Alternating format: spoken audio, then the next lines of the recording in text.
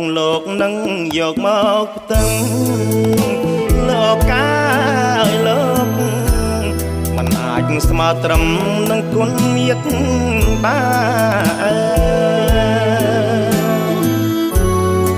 លោកផ្ដល់កំណាត់ចិញ្ចឹមរក្សាសំណមបុតគ្រប់គ្រាកំណើលឃ្លាតឆ្ងាយម៉ែធ្លាប់ធ្នមបីប្រនៃបុតភងីលោកកាយលោកបញ្ចុកអាហារកំណើលចិនណា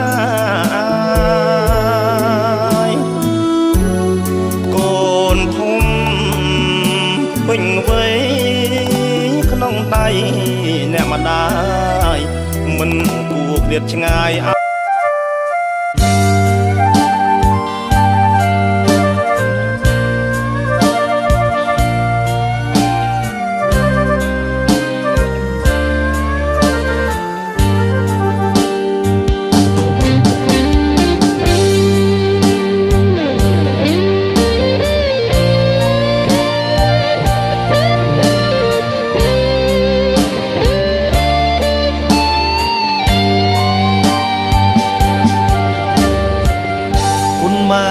គុណពុកធ្ងន់លឹង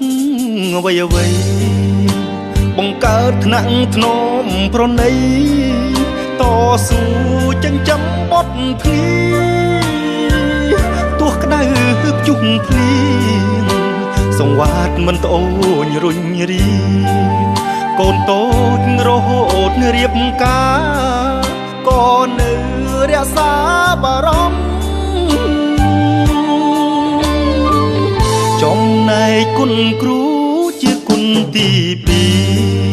រលះបងខិតខំសំភី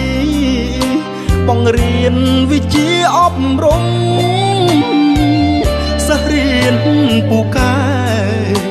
គេថាមកពីពូជពងបើសិនជាសិស្សវិញល្ងងគេថាគ្រូនោះមិនកើតព្រះអើយព្រះរស់ជាឈ្មោះពុកម៉ែមិត្តអើយត្រូវសងគុណថែធ្វើបុណ្យឲ្យទួនពេលខ្នាតត្រូវត្រង់ត្រាប់ស្ដាប់គ្រូបាត់ជាយទៅមានកំណើតអនាគតខ្ពស់ត្រដែតដូចខែអង្អើត្រចង់